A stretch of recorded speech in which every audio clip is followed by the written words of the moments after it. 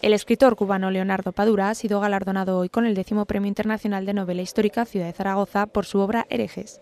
El premio, que tiene una dotación económica de 20.000 euros y una escultura en bronce, le ha sido concedido por su sobresaliente calidad. Es una novela histórica en la cual los miembros del jurado hemos valorado fundamentalmente la calidad literaria de un autor al que no vamos a descubrir ahora ni mucho menos, pero que cada vez escribe mejor, escribe en un castellano extraordinario. El argumento de Herejes gira en torno a la historia de un cuadro de Rembrandt que aparece en La Habana contemporánea. A partir de ahí, el autor nos traslada al Ámsterdam del pintor en 1645. Un total de 41 novelas se han presentado a esta edición del concurso.